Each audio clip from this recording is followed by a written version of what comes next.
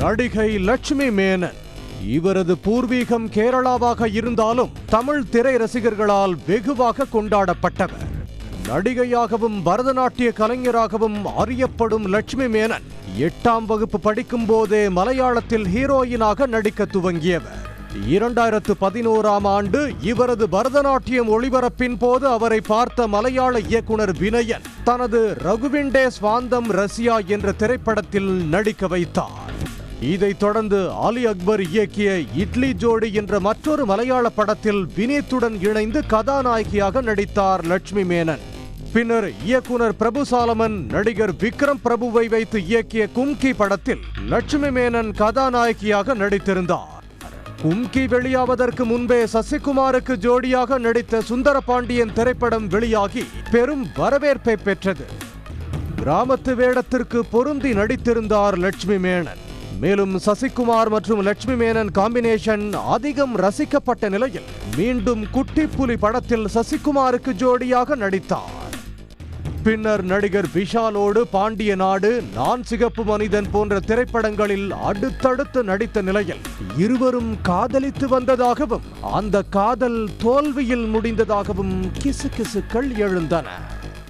இந்த காதல் கிசுகிசுவுக்கு பின்னர் லட்சுமி மேனனின் திரை வாழ்க்கையும் மெல்ல மெல்ல சரிவை சந்தித்த நிலையில் அஜித்துக்கு தங்கையாக நடித்து தனது மார்க்கெட்டை தக்க வைக்க முயன்றார். விஜய் சேதுபதியுடன் ஜோடி சேர்ந்த ரெக்க திரைப்படம் சிறகொடிந்து படுத்து விட்டதால் லட்சுமி மேனன் ஒரே அடியாக கேரளாவுக்கு மூட்டை கட்டினார். 5 ஆண்டுகளுக்கு பின்னர் புலிக்குத்தி பாண்டி படத்தில் விக்ரம் பிரபுவுக்கு ஜோடியாக நடித்திருந்தார். மீண்டும் தமிழ் சினிமாவில் தனக்கான இடத்தை பிடித்து விட்டார் என்று ரசிகர்கள் நினைத்திருந்த நிலையில் புலிக்குத்தி பாண்டி திரைப்படத்துக்கு பிறகு அவர் நடித்த படங்கள் எதுவும் பெரிதாக பேசப்படவில்லை.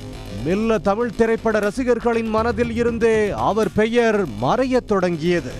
இந்த சூழலில்தான் தற்போது அடிதடி வழக்கு ஒன்றில் நடிகை லட்சுமி மேனனை கேரள போலீசார் தேடுகிறார்கள் என்ற செய்தி வெளிவந்திருக்கிறது. கேரள மாநிலம் கொச்சி பானர்ஜி சாலையில் உள்ள மதுபான பார் ஒன்றில் நடிகை லட்சுமி மேனனும் அவரது நண்பர்களும் இருந்துள்ளனர். அப்போது ஆலுவாவைச் சேர்ந்த ஐடி ஊழியர் அலியார் ஷா சலீம் என்பவர் நண்பர்களோடு மது குடிக்க வந்திருக்கிறார். லட்சுமி மேனன் தரப்புக்கும் அலியார் ஷா சலீம் தரப்புக்கும் வாக்குவாதம் ஏற்பட்டிருக்கிறது. பாருக்குள் ஏற்பட்ட அந்த தகராறு சாலை வரை நீண்டிருக்கிறது. பிறகு அலியார் ஷா சலீம் நண்பர்களோடு தனது காரை எடுத்துக்கொண்டு வீட்டுக்கு புறப்பட்டிருக்கிறார். ஆனால் லட்சுமி மேனன் தரப்பினர் அவரை விடாமல் துரத்தி சென்றிருக்கிறார்கள்.